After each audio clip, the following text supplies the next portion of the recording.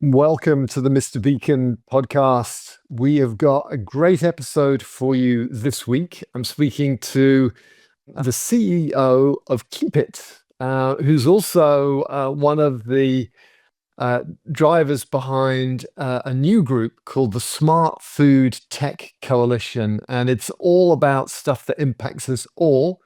The use by dates, best by dates that are governing whether food tastes good, whether it's safe, and the waste that affects our pocketbook. So, if you're one of those people that eats food, then this episode is definitely for you. A great way to start 2025. I'm excited to start to curate another set of episodes to guide people like me who are trying to figure out this ambient Internet of Things ecosystem, which is such a fascinating cocktail of technology, business, human factors, regulation, systems. There's so much that we all need to learn in order to move things forward, make the world smarter, more efficient, more sustainable, have better experiences for people. And so this show is all about that, and all it's to arm the folks that are trying to drive change, create new offerings, architect new solutions.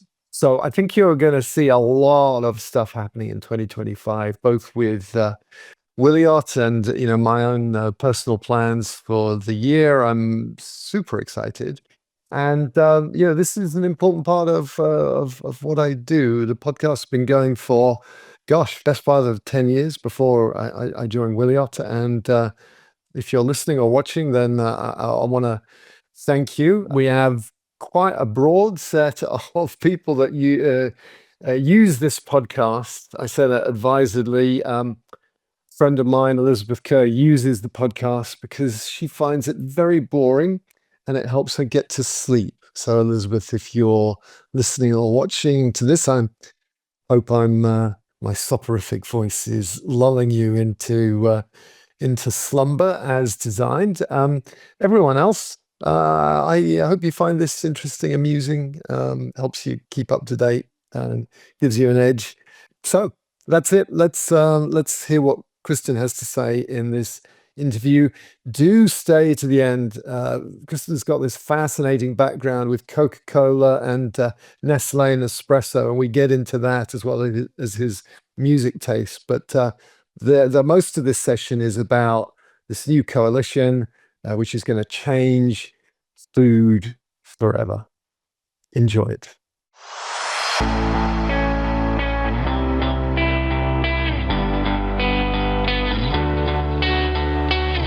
So, Kristen, thanks so much for coming on the podcast. First one of the new year. We had a run at this at the end of last year, and we wanted to get the technical quality right. So appreciate you coming back to talk about two things. Let's start off, first things first, with the Smart Food Tech Coalition. Can you explain a little bit about what this is, and then we'll kind of tweezer it apart and get more into it? Yeah. Thank you for having me, Steve. It's great to be on your program. Yeah, I mean, we have, I work in a company that have developed a device that you can use on foods, and the primary, aim that we go for is, preserving the quality, but also very importantly, avoid food waste. And as we all know, a static date stamp will actually never tell you whether a product is good or not, right? So, and this is a big problem we have today. We throw away way too much food that otherwise could have been eaten, right? But so this is what we've been trying to do something about. Now, when we present our product to the market and to key customers, they love, the concept. They love the product. Mm-hmm. And this is Keep It, and we should go into more details on that later. But I think it is important to mention it. I'm glad you did. Yeah. But yeah, and I'm interrupting you just to express some enthusiasm for this. Food is part of everyone's life, but the level of waste is huge and it's right throughout the supply chain. But I think one of the worst things is in the consumer's home and just at the point when it's going to be sold, when that Yeah, that yeah. use by date, sell by date, best by date, which I think was urban legend has it that it was introduced in the United States by Al Capone, who had a interest in bottling technology through his main business and the ability to print on bottles. And I heard that one of his nephews or niece got sick because of milk that was too old, and he lobbied forcefully for the introduction of Oh, use really? by dates to be introduced. And you got Al Capone saying, "Let's do this. I think it would be a good idea." Then maybe you listen a little bit more than than the average person. So this is according to the BBC, and I respect the BBC. So that's my source for this amazing anecdote. But the point is, I don't know when Al Capone did this, but it was a very long time ago, and things have really moved on, haven't they, with traceability technology, products like Keep It. And why are we throwing all this food away that's perfectly good? Yeah, that's the that's the real question here. Why do we do that? And that's what we're trying to change, because we know that we could save a lot of food. If new technologies, smart food technology would be allowed to enter the market and on equal terms, at least as the date marking, as the date stamp, right? So this is what we're trying to do. I think there's a lot of discussion today about best before, use by, and we know through also studies that the general public doesn't know the difference, right? So even though you can eat a product after a best before date, very seldom people do, right? So there's a lot of uncertainty around date marking, but also use by. I mean, if your chicken has 1 day left, oof, there's a lot of consumers that will not take the chance, right? But it might happen that it could actually last 5 more days in your fridge. You don't Yes, know, right? yes, So this is what the coalition is all about. What we want to do, we have gathered, stakeholders mainly in Europe, but we're also now having participation from the US, and we want more, by the way, and we're trying to lobby the European Commission, to open up that regulative for smart technology. Because if we can get that, we know that we can save a lot of food that today are going to waste. So it's all about, improving sustainability in the whole food chain, right? yes, But it will, on the same token, it will also prevent consumers to eat products that are bad, to prevent them getting sick, right? So it has both, the benefits. Now, the challenge that smart food technology providers have seen over the years is that when their products and our product as well is presented to potential customers, they love it. They think this is the right thing to do. But since they have to put the date stamp on anyway, and they are not allowed to sell the products beyond the date stamp date, then the value of the smart technology is diminished, right? makes sense.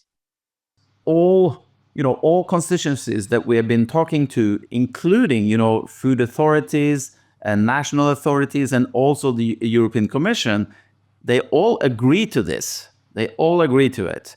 But it's just they're basically, what they're telling us is, okay, you need to gather companies behind this, customers, organizations that wants this, run tests, prove that this, is working, and then we will look at it.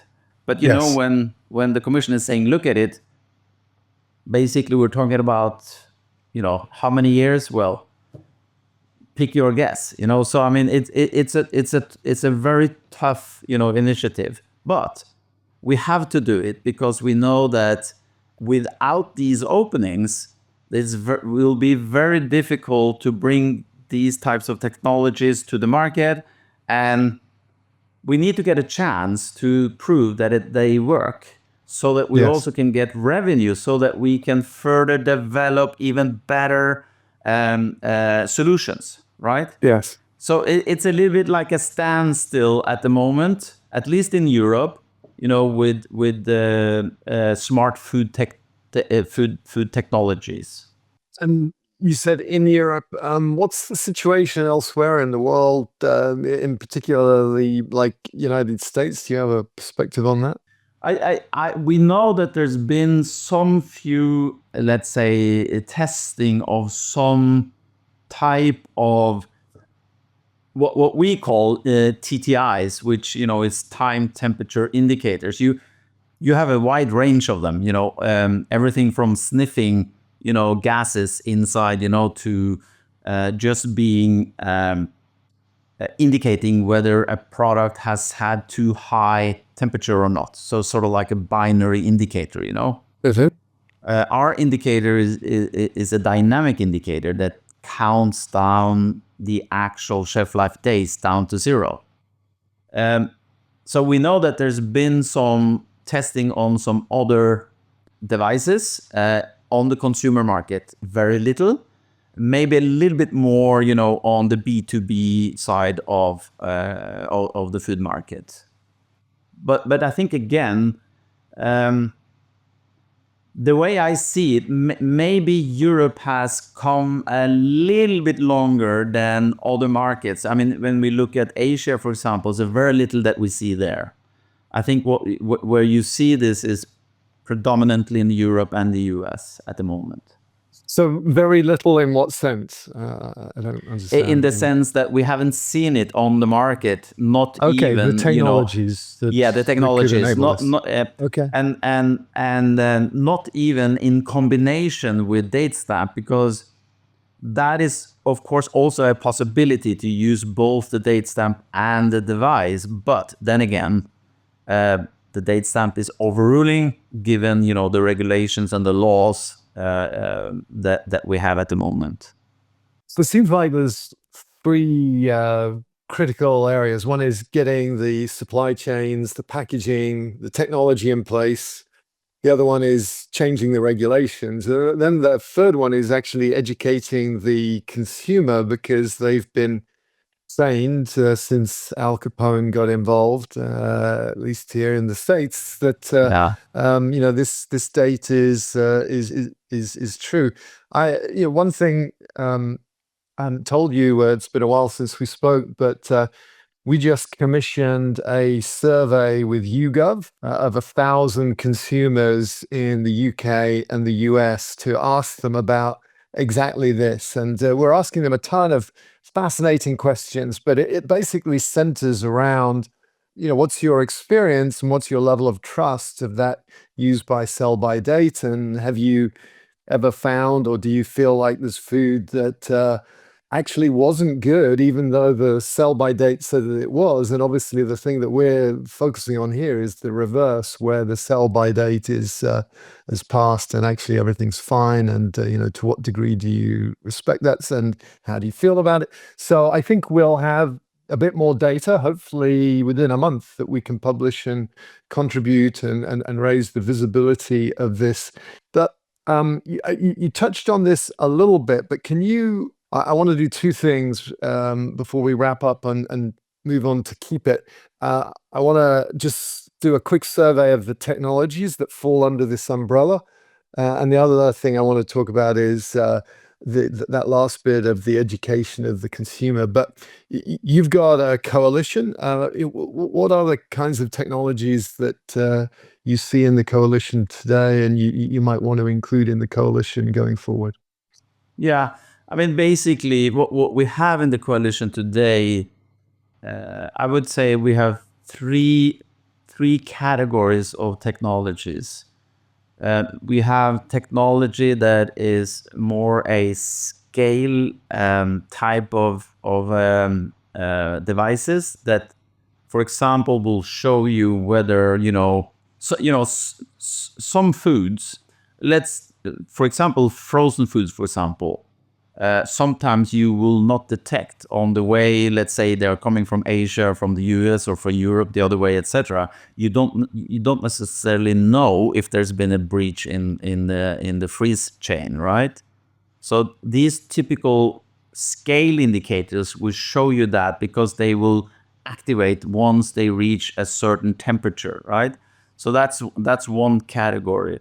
Another category is more sensing from the degradation of the actual product inside the packaging, basically sniffing the content or combination of the gases that will be developed inside, in a way that will then set off, the indicator to show that, all right, this is now expired. There's too much bacteria and gases being developed for this product to be eaten, right? And the third that we have today is more where we are, where we have a device that detects and registers temperature over time.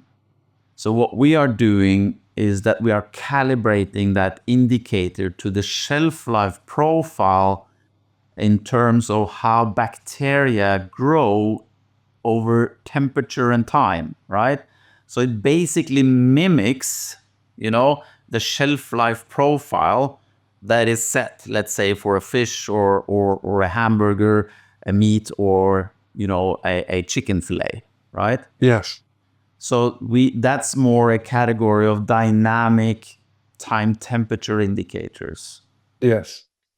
And I guess, is there another class where they're actually improving it? I guess the temperature over time indicators, and this is where my day job comes in. We see handling errors like pallets of perishable products being left on the dock for an hour, sometimes Yeah, longer, and not yeah, being put away. So if we can alert that, then well, we can do two things. One is change the temperature over time, digital product passport associated with all those products, and the other one is hopefully preempt any lasting damage. But there, I'm advertising my company. We need to advertise yours. yeah. But before we do there's another class, isn't there, where you're actually the packaging is improving the situation, through chemistry by absorbing certain chemicals and That's true. That's true. You also have that. I mean, everything from, but that's more technology in terms of maybe a modified atmosphere, what we call a MAP packaging, where you basically empty the oxygen and then you fill gas inside that is harmless, of course, but that makes the product last longer, right?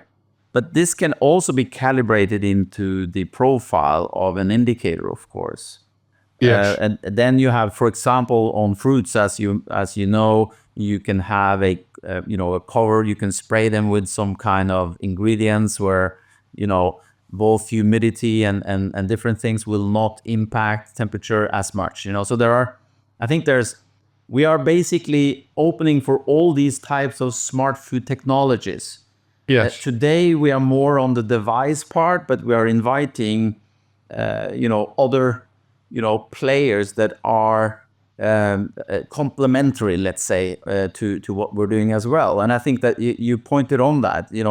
A next step for us is clearly to develop, or not necessarily develop, because we might have that already, but to add functionality where you can actually read it off and you can send this information and you can actually act on it. And I think this is where, without talking about your product, but I think this is where you are very strong. So I mean, a combination of that, where you where you can monitor exactly the status of your food product, but at the same time you can control it, by Internet of Things, or you can connect it, to systems. That's really where I think these types of technologies needs to arrive. Well, I think I love this idea of the coalition, Smart Food Tech Coalition, because it's clear that yes, there are different competing approaches to this, but the biggest issue is legislation and education. It's about growing the category and making people aware that they shouldn't just kind of accept something that's was printed based on a static formula that has no bearing on the reality, which varies Yeah, tremendously on yeah, how the yeah. product was handled. And we see this. I mean, there's some great grocery stores, wonderful stores. I won't mention names, but beautiful shopping experiences. And I just don't buy produce from them because I know their No. handling is so erratic that 50% of the time I'll get this beautiful looking pack of produce, and a significant part of it is bad because Yeah. of the handling issues, which they don't have the visibility on. And the terrible thing is that a lot of companies, and I have heard this when we've been selling to companies, they've said, we don't want to know the truth. I think that's a line from a movie somewhere. They can't handle the truth. They don't want to have to throw stuff away. But that's just so short sighted because they could know that there's a shortened life due to a handling mistake. It happened, but they're so much better off expediting it, putting a discount on it, selling it whilst it's still good, than stiffing the customer with something that tastes bad or makes them sick. And then you're going to lose the customer. How many times is a customer going to put up with bad produce before they go somewhere else where they know how to do this? Or you see some of these food terrible outbreaks of food uh, hygiene where people get killed, and then the stock price plummets and the insurance rates go up. It's just makes me so frustrated that I mean, it's a systemic issue. It's not bad people. It's just everyone kind of working within their own bubble and not thinking in a joined up way. And I think you're putting a coalition together that will help that. Any last thoughts on, how this information could be delivered to the customer? I would like to think that people are going to use their phones and digital product passports to do that. But the reality is, in the EU, they're kind of skating past food in deep with digital product passport technology. You can use it for your battery, which is good. Yeah. But I want the strawberries, I want the salmon, I want the beef, I want the pork, all of this stuff. So, and I know that there's a sector of people that just don't want to use their phone with their food. So what are the other alternative ways that you can communicate this? Yeah, I think, I mean, our product at least are presenting the consumer with a choice, a very easy, readable, intuitive scale. And this is keep it, right? Yeah, which is keep it right. Yeah, where you basically, if you, I mean, if what you are after is security on whether the product is edible or not, and how long I can actually keep it before I have to eat it, that's what we provide, clearly. If you want to add more information to the end consumer in terms of sort of like the passport, where does it come from, where has it been, what's the origin, etc., I think it will be very difficult to get to that, other than, let's say, the QR code, the 2D codes, and things like that. I mean, one of the things that you could do, of course, is that you can pre-print something clearly on the label. But now, I mean, if you follow then, and you might not since you're from the US, but if you follow then in Europe, some of the challenges that the European Commission has in terms of consumer information or food information to consumer, there's a high debate, very tense debate these days on what kind of information should be on the package. And one of the things is that the Commission wants more nutrition information on the package, right? So there will always be, and as a brand person, we're working with the Coca-Cola company, working with Nestle and Espresso, I know that you don't want your brand to have a huge sticker on it so you can't even see your product, right? So that's always been a sort of like a battle, between the regulatories and the food and brand owners.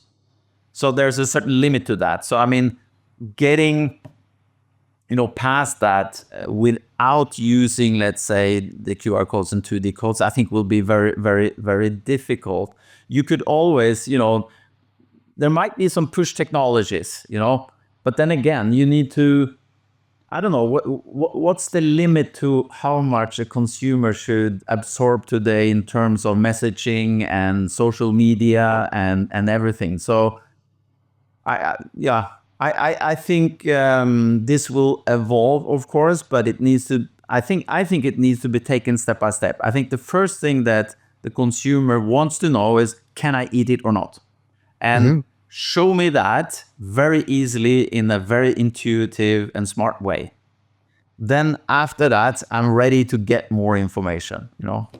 Yeah, yeah. And I've told this anecdote before, but one of my privileges is to work with Frank Yanis, who used to be at Disney, at Walmart, headed up food safety in both those places, and did as a public service. He was in the FDA and headed up. He was the architect of the Food Safety Modernization Act Rule 204, which is basically this thing that's actually coming into force January in a year's time, 12 months' time here in the States, that requires, if you're shipping foods that are high-risk foods, sort of leafy greens and shellfish and other cheeses, you have to capture these shipping and receiving events so that you can do a trace back in minutes if someone gets sick, rather than weeks, which can be a matter of life and death, and also value to the category that's being impacted by the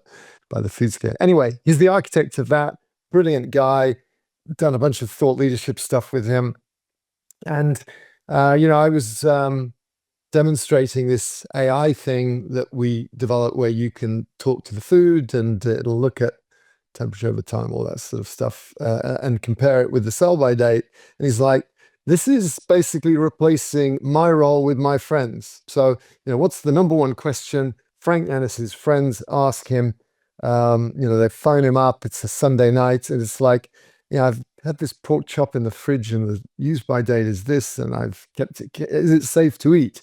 And just amuses me tremendously that you've got this titan of industry and government, and his friends are asking him about whether it's safe to eat this food, and there's got to be a better way. And I think Keep It has a solution. So let's do a bit more of a clear kind of summary of what your company does that you're leading. Yeah. Well, we go back. We've been in the market for close to 10 years now.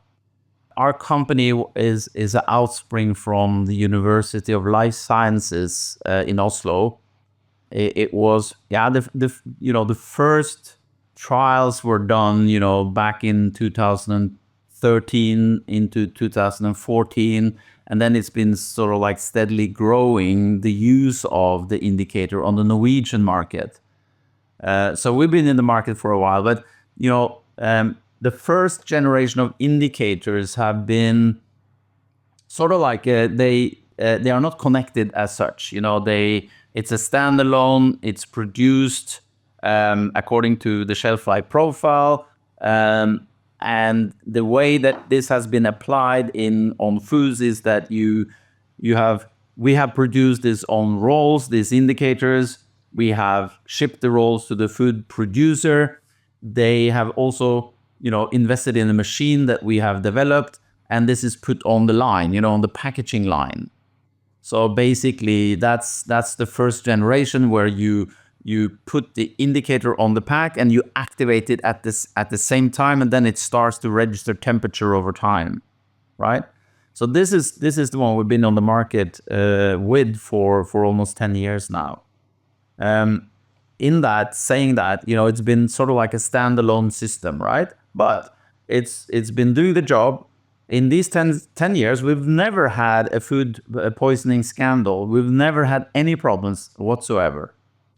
And we've been allowed by the government in Norway to use both the indicator and the date stamp. So we haven't been able to replace the date stamp, but even though food retailers in Norway have seen the benefit of using it. And when we have done, by the way, you talked about some consumer research. We've done a lot of it, and so we know that close to 90% of all consumers in Norway, they don't trust date stamp. That's When we interesting. ask, when we ask our customers using the Keep It indicator, more than 85% are saying that they trust it and that they eat the product past the date stamp. But we are not allowed to communicate that or say to consumers that you can do that, because that's then against the law, right? So this Oh is the my dilemma goodness. and the coalition, right? So Yeah. how do you communicate the meaning of? So it's a color indicator. Yeah, it looks basically like like a thermometer, like is Okay. that what you call it? Yeah. Yeah, So it thermometer. Yeah, yeah, yeah. yeah, so thermometer. So let's say your chicken lasts for 8 days in 4 degrees, right? Then we have a small device that where 12 days is printed on a scale, and then there's sort of like a dark line that is diminishing over time, and you Yes. read it off 9, 8, 7, 6, 5, 4 Yeah. down to 0, and then it's expired, right? So it's very easy to understand it, and this sits on the packaging, so it registers exactly the same temperature as the product itself, Yeah. right? I can see the benefit to the consumer. What's the benefit to the merchant and the manufacturer? Yeah. You touched on that in terms of some customers saying that we don't take the chance to put this on, right? And this is the case that we've also experienced that without mentioning names. We've been at food retailers and they say, we love it, it's excellent, but you know what? We don't dare to put it on because we know that our coolers are not good enough, you know? So in other words, they're saying it's fine for us to sell bad products, which amazes me, But anyway, It's astonishing. yes, astonishing. But you have customers we've had in Norway who are thinking differently. They're saying that we know that we have some issues with our cold chain, and we want to fix it.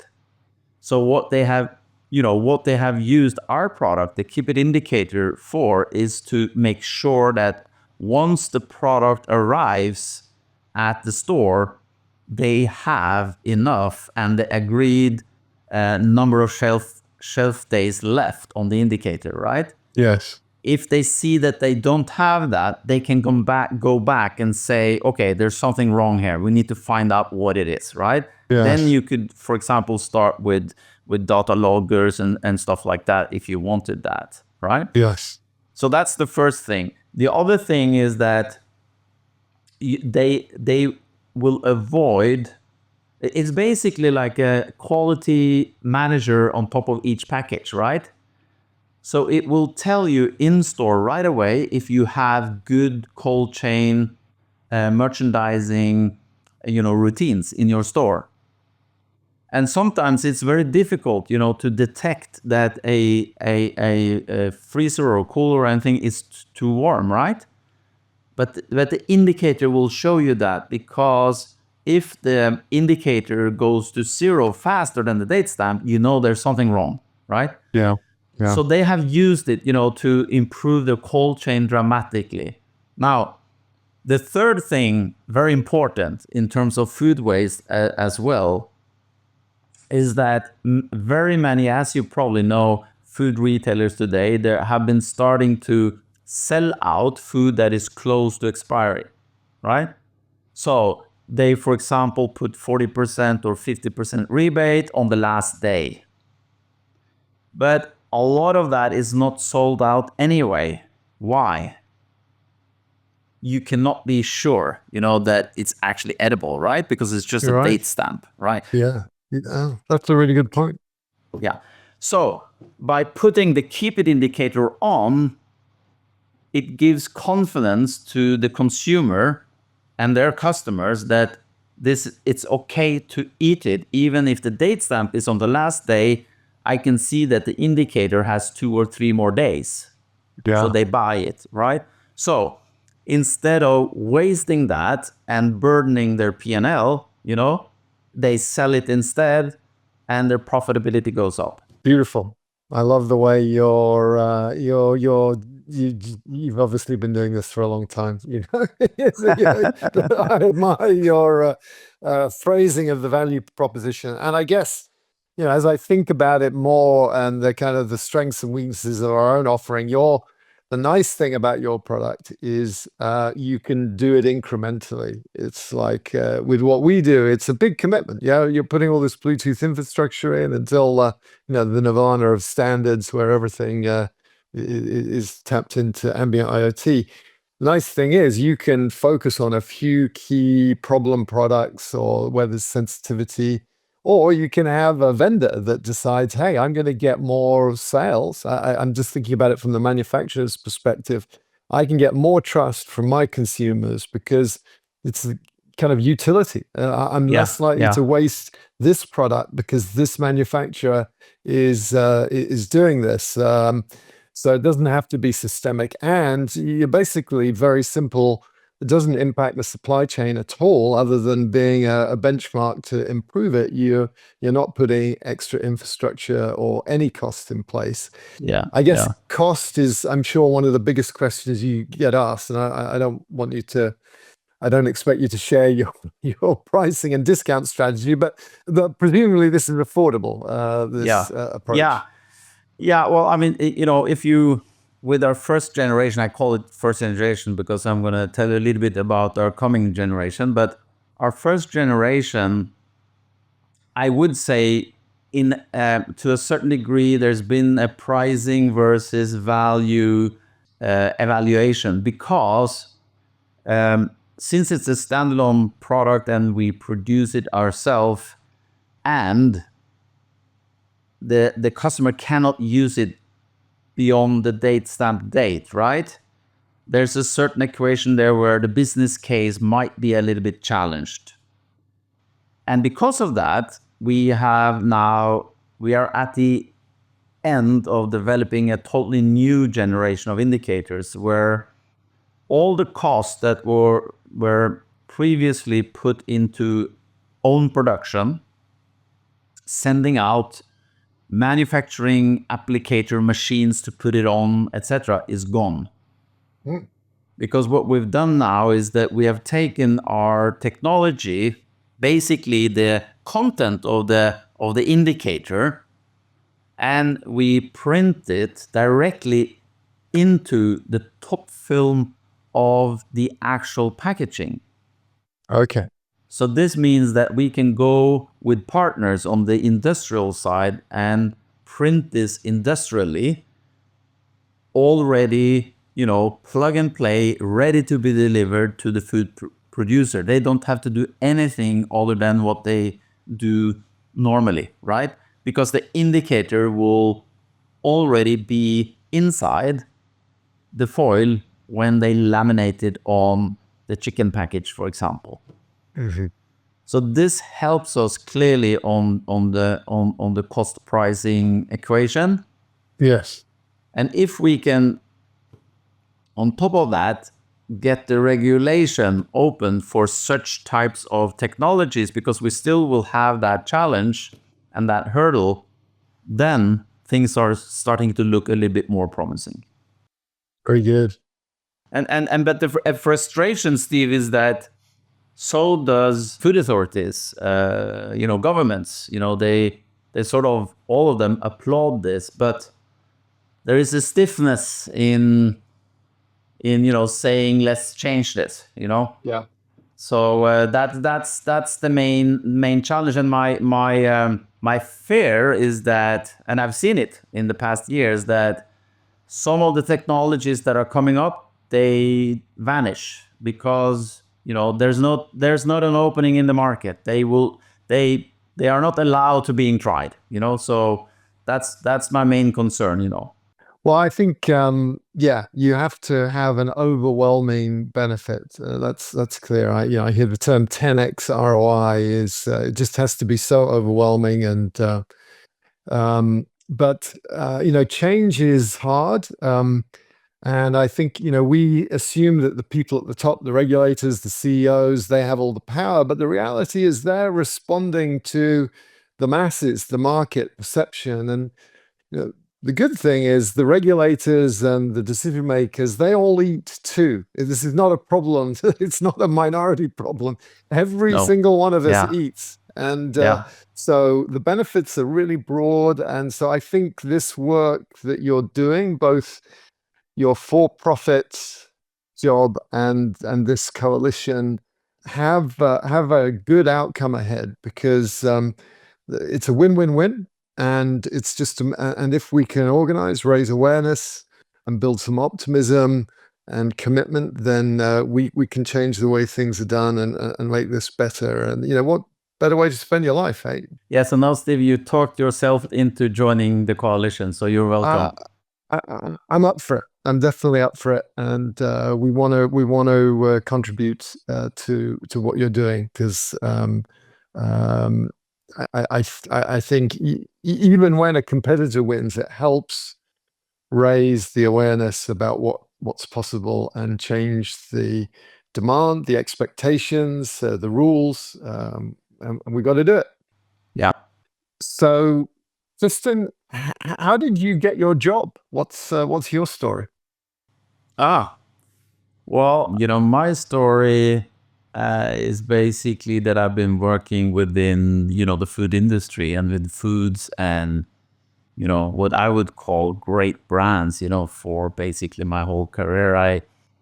I was recruited to the Coca-Cola company as a trainee, and I worked, with Coke for 10 years.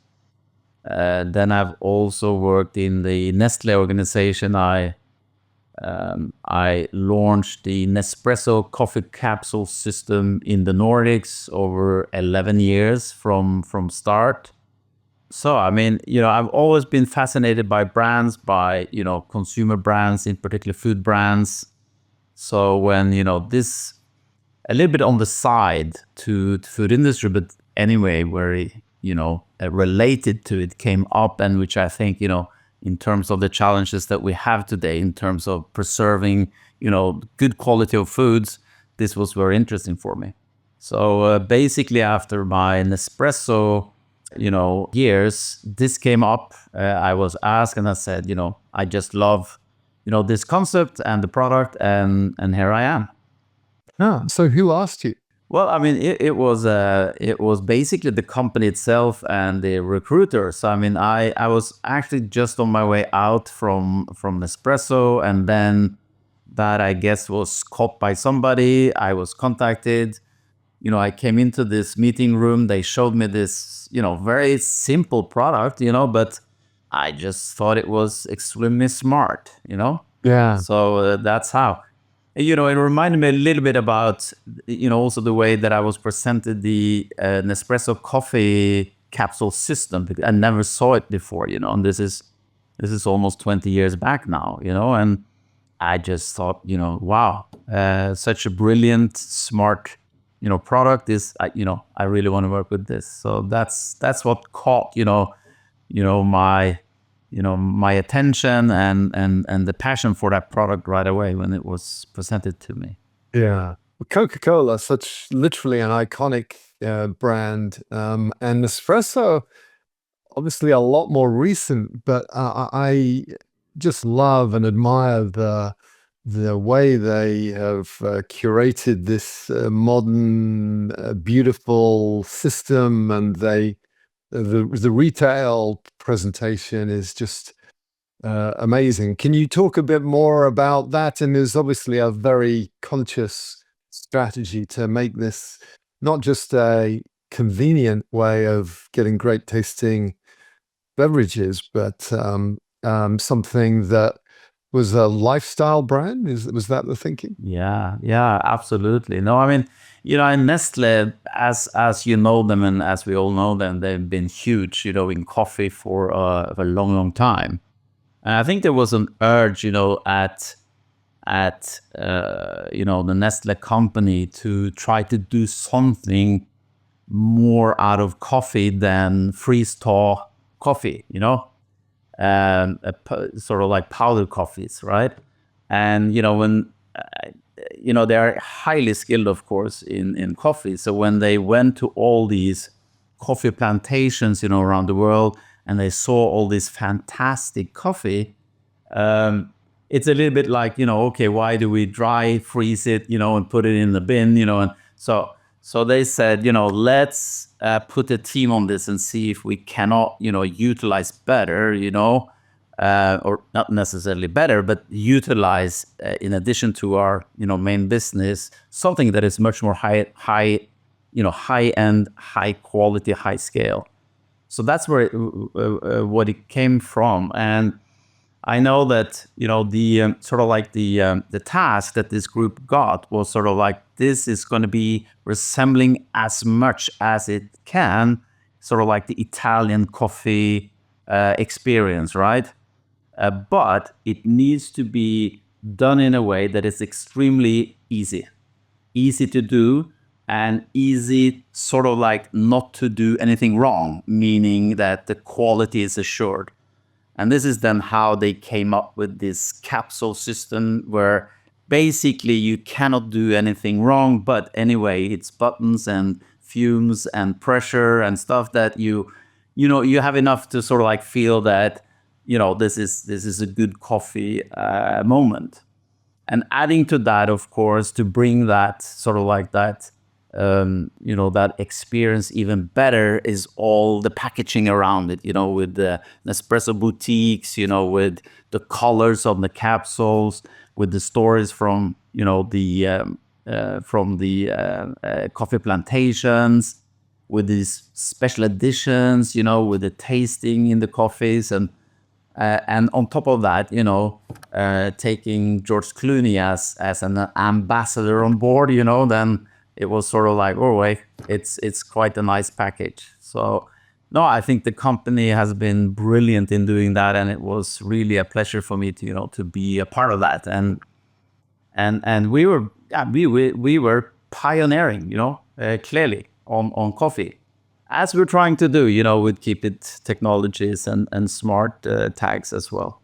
So did you find that you had to make the case to change the standard package for your market at all, or was it a globally applicable, no localization required?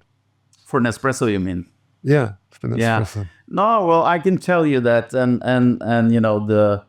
the management team at Nespresso will know this at the time, that it was quite a challenge actually to bring the first version, the first portfolio of coffees to the Nordics, because we are a long cup country, right? So I mean, like in Ah, the US, we like the longer cups, big warm, yeah. big gulps and stuff. Not as much maybe or as big as in the US, but even though it's a long cup.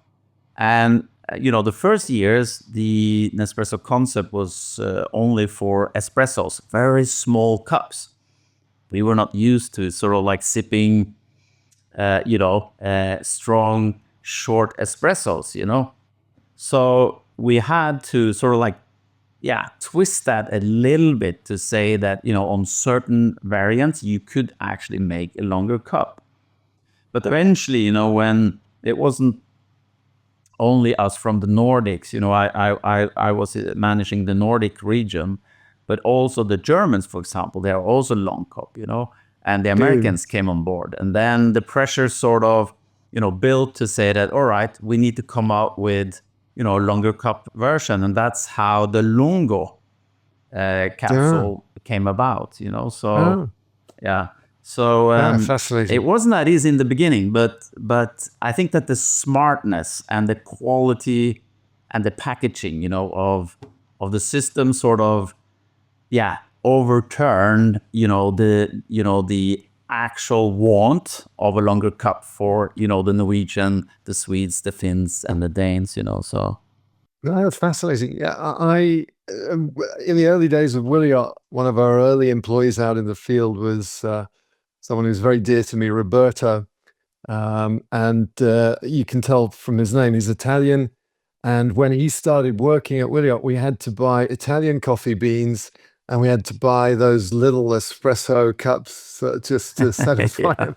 He's like yeah, this yeah. huge, very kind of athletic man, but he's drinking this tiny cup. And I just, Yeah, I really enjoyed that. And then we went on our holiday to Rome, and I'm like, yeah, that's what they do here. It's fascinating. yeah, Okay, okay, we need to. I realize I'm taking us down unexpected spaces, so I do want to ask you about your three songs. So were you able to think of three songs, one at a time, yeah, that had some meaning for you? yeah.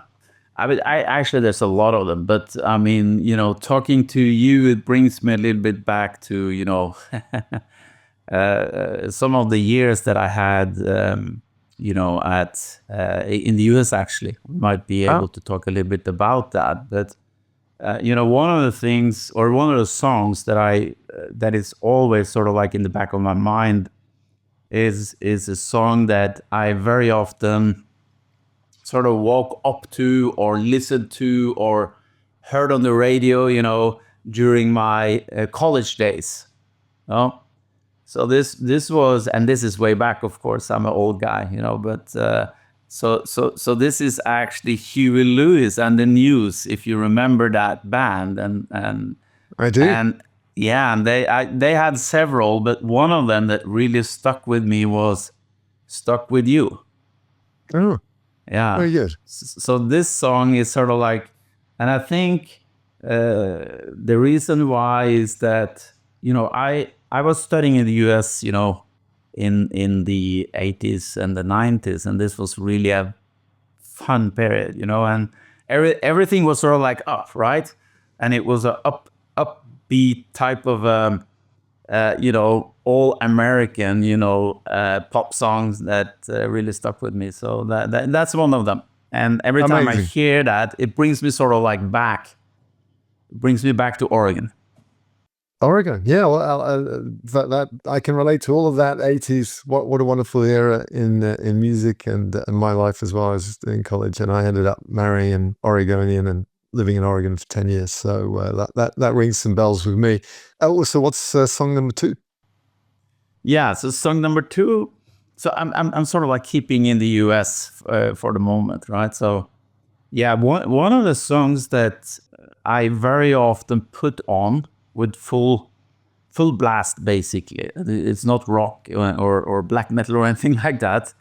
But I find that sometimes, if things are a little bit tough, let's say, or you feel, very up and very happy, um, and you've sort of like come through something that was really challenging for you, and sometimes you need to reward yourself, right? Because it's Mhm. not always somebody else around you will do that, right? Yeah. So I'm pretty good at that. I'm good at in the evenings putting on a film or watching some sport and bring the chips out and a beer and stuff like that and celebrate myself, right? So I don't need too much from my surroundings. But one of the other songs that is, I think, is a very some gives me good vibes, is actually a song from Christopher Cross, and it's called "All Right." I know. Yeah. And in this lyrics, it's quite a lot about things, sometimes being tough, right, and challenging, but you're gonna make it. It's gonna be all right, right? Very So good. that's my second song that I actually often still put on, and I have it on my playlist. My personal playlist. On Spotify. Yeah, I think developing a kind of an ethic of emotional self-sufficiency, it's a recipe for happiness, isn't it? If you're It not is. if you go into relationships and you're not needing them, but you're appreciating them, but that self-sufficiency, I think, is very Yeah. good for your mental health, and it's attractive to other people as well. Yeah. No, I think if you don't get it from the surroundings, create it yourself. Absolutely. And Christopher Cross, I've got to say, I don't know if you've seen it on HBO over here. There's a yacht rock documentary that explores the whole genre that he's supposed to be in, and it includes a lot on like the what's his name, Michael from the Doobie Brothers and Steely Dan, and Oh, just yeah, amazing yeah, genre. yeah, So if you haven't seen that yacht rock documentary, I would check that out. Okay, loved the first two. What's number three? yeah. Number three, it's a little bit in the same, but since I'm keeping to my sort of like my U.S. Sort of part of my life. The third one is also from that period. I watched a movie when I was studying there that was called, I think it was called Running Scared. It's a old movie, but it's a movie with these two guys. It's Billy Crystal, Oh, yeah, yeah, wonderful. him and Gregory Hines. Very good. And they in this movie, I think it's fabulous. They are two police cops, in Chicago, I think, and there's a lot of trouble. It's cold, and it's always they're getting the low end of the stick, and everything is sort of like difficult, right? And then the guys say, hey, let's go on vacation, and they go to Florida, right? And then eventually they end up, and they're having an extremely nice time there and everything. And they basically, in the end, in the movie, they move over there. I think they even became cops there. I'm not sure. But anyway, in that movie, and when they are sort of like playing around on the beach and having fun, and they are in bars and everything, which I, resembles quite a lot how I looked at my time, in the US when I was there. They played this theme song, by Michael McDonald. Michael McDonald. That was the Michael I was searching his name for. I was searching Yeah, for Michael that name. McDonald, right? Yeah. And it's called Sweet Freedom. Oh, very good. And it's a little bit, as you can see now with these three, it's a little bit like in the same genre, Yeah. and so I like these upbeat, that builds energy in you, right? So and hope and the good things. So that's my third. Wonderful. Love it. Yeah, Michael McDonald's like this Zelig Forrest Gump character popping up in all these places. He had his own solo career and he was singing for Steely Dan and just in so many different groups, the Doobie Brothers. Great music. Kristen, thanks so much. I've really enjoyed our conversation. I appreciate you coming on the podcast, and I hope we can stay in touch. Thank you for having me. It's been a pleasure. Thanks for watching this episode of the Mr. Beacon Ambient IoT podcast here on YouTube. You can listen to this episode on iTunes, Spotify, or wherever you get your podcasts. If you enjoyed it, please like and share this video. And be sure to subscribe for more videos. For more information about Wiliot, Ambient IoT, and IoT Pixels, head over to wiliot.com.